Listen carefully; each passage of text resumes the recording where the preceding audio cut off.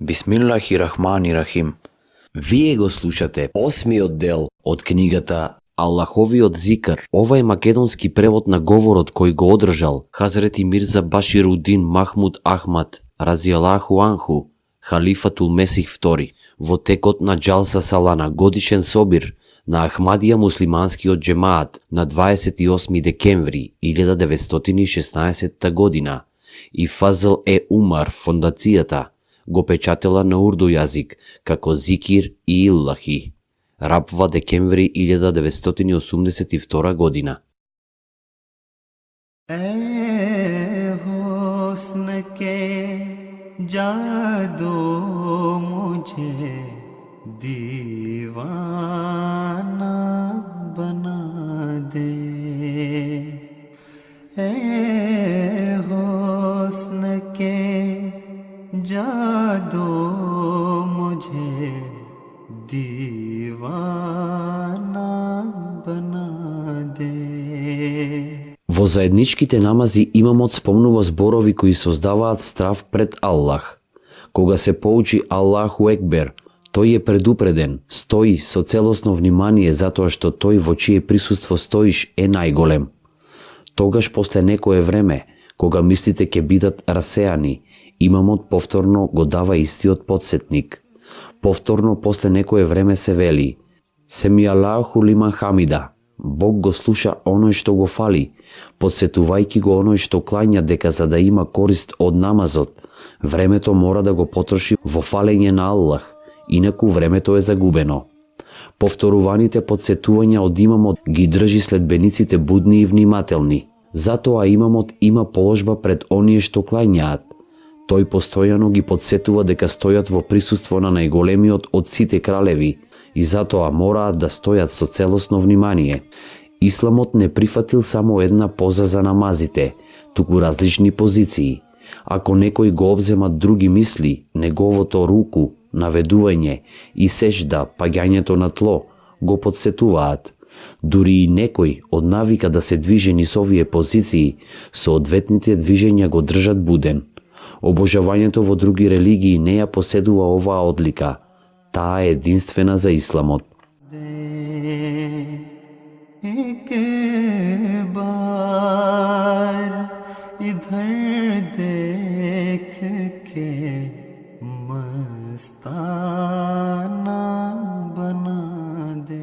Вршењето на суннетот пред фарс, задолжителните, намазите исто така помага во постигнувањето концентрација, особено во текот на задолжителните намази.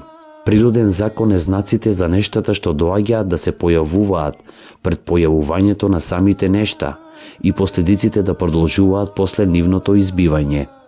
Например, светлото се шири пред да се појави сонцето наутро, а продолжува и откако тоа навечер ќе зајде. Исто така знаеме дека некои грижи преовладуваат над умот по цена на некои други мисли. Работи кои се во склад со желбите на некого, или оние кои произлегуваат од задоволството, или оние чие отсуство може да биде штетно, ги надвладуваат другите ствари и го окупираат умот. Ако некој е зафатен со задача која не изгледа многу корисна за него, и ако тој треба да заврши нешто што веројатно би му користело, или би му наштетило ако не го направи, или е од особен интерес за него, неговите мисли ќе бидат во втората задача, дури ако ја работи првата. Земете го, например, работникот во канцеларија.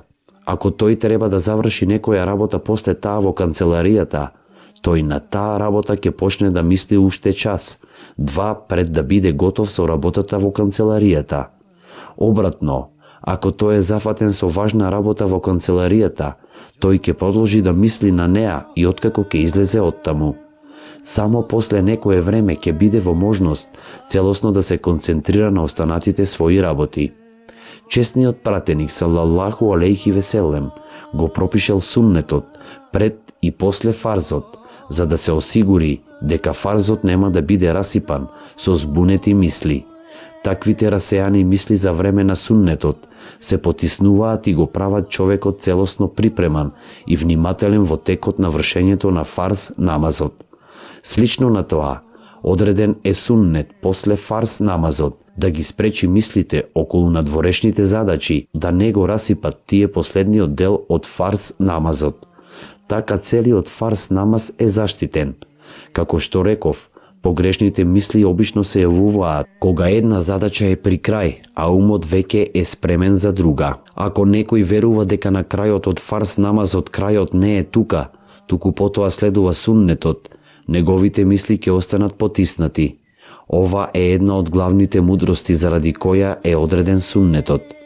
Чесниот пратеник салаллаху алейхи веселем определил еден број на суннети во склад со условите на времето.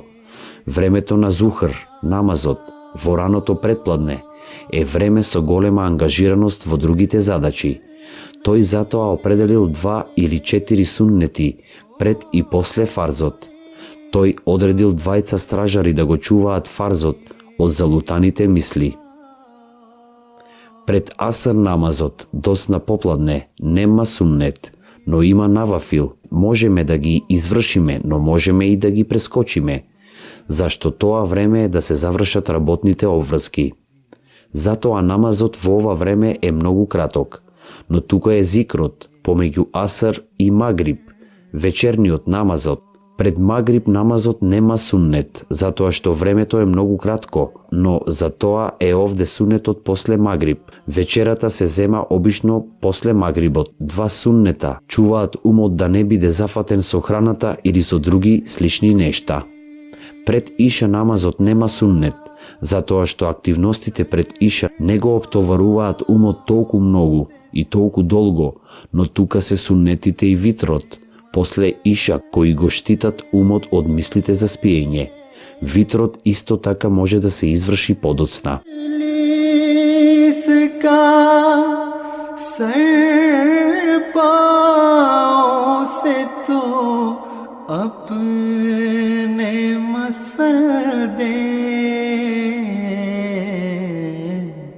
Пред фаџр, утринскиот намаз, има 2 суннета.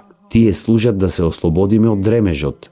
После фаџр намазот нема суннет, затоа што активностите после фаџр се малку за да можат да го оптоварат умот, но затоа пропишан е зикр помеѓу фаџр и излегувањето на сонцето. Сите однапред наведени методи што ја одржуваат концентрацијата во намазот се пропишани со шеријатот. Можете во целост да ви користат ако ја разберете нивната филозофија и ако продолжите да се подсетувате самите на нивната мудрост. Јасно, детално ги опишав овие методи за да бидете во состојба целосно да ги разберете. Ако даде Бог, оние кои ќе постапуваат според нив, давајќи им должна почит на нивната филозофија, ќе се здобијат со голема корист.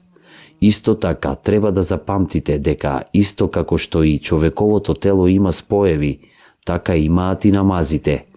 Споевите на намазот ги прават зборовите кои се изговараат за време на положбата на стоење, наведнување и паѓање на тло. Посветете особено внимание на оние споеви за да ги направите своите намази цврсти и правилни, инаку тие ќе паднат.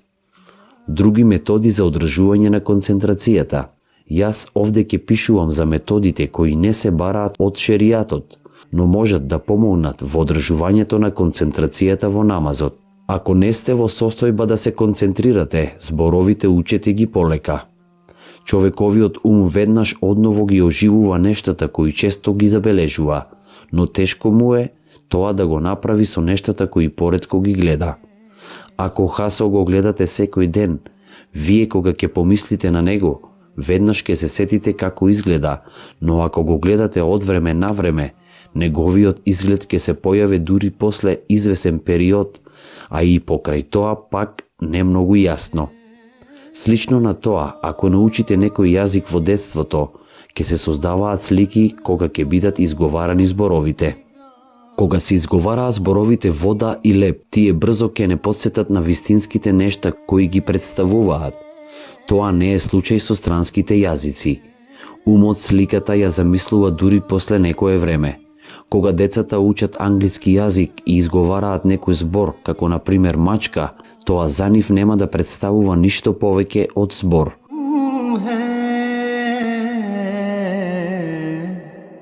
एक बार के मस्ताना बना दे। एक बार इधर देख के मस्ताना. Но кога соодветниот збор ќе се изговори на нивниот мајчин разбирлив јазик, нивниот ум веднаш ја формира сликата на мачка. Многу неарапски муслимани, кои не се запознаени со арапскиот јазик, не можат целосно да се концентрираат во намазите. Концентрацијата бара значењето на зборовите да биде ставена во нивниот ум. Без тоа тие нема да можат веднаш да се сетат на представата. Тие може би го говорат четвртиот ајат од сурата Ал-Фатика: Јаака набуду, ние само тебе те обожаваме, додека нивниот ум е уште во процес на представување на претходниот ајет Ар-Рахман и Рахим, милостив со милосен. Според тоа нивната концентрација е погодена и користа од намазот е смалена. Оние кои не го владеат добро арапскиот јазик, неопходно е полека да ги изговараат зборовите. Додека нивниот ум не запамети една фраза, не треба да минуваат на следната. Тие треба да кажат Бисмиллахи рахмани рахим, во името на Аллах милостивиот со милосниот, и да настојуваат да го запаметат незиното вистинско значење. Тие не треба да помнат на Елхамдулиллахи рабил алемин, сета слава му припаѓа на Аллах, Господарот на сите светови. Тие не треба да поминат, додека јасно не ги запаметат претходните фрази. Истото вреди и за следната фраза Малики јаумидин, Господар на судниот ден.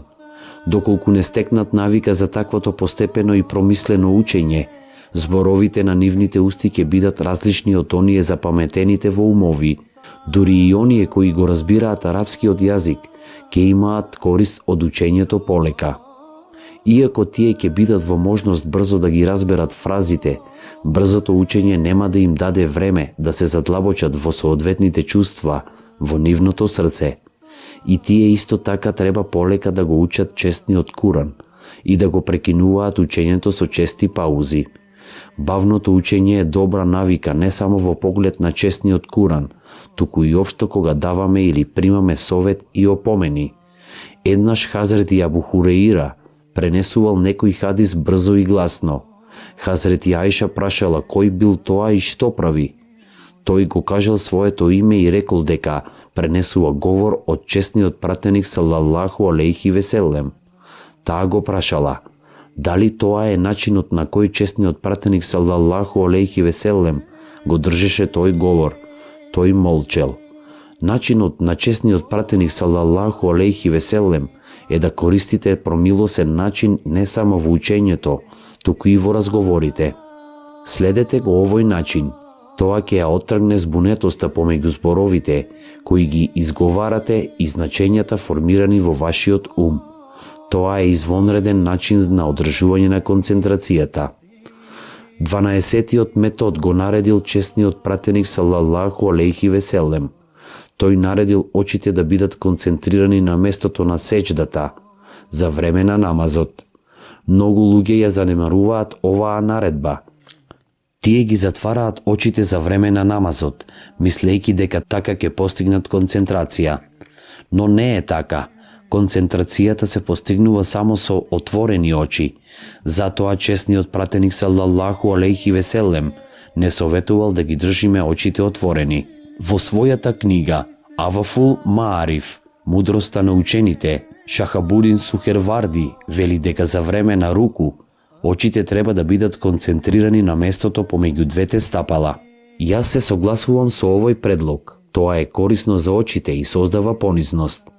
Голема мудрост е да се држи погледот во една точка.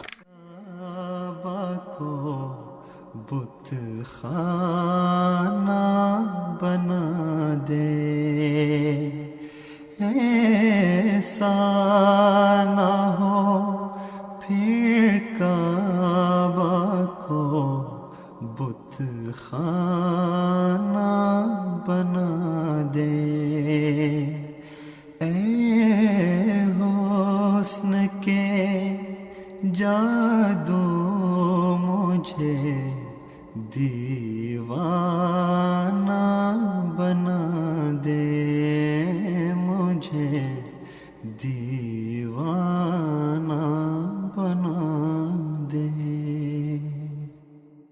Денес го завршивме 8-миот дел од книгата Аллаховиот зикр.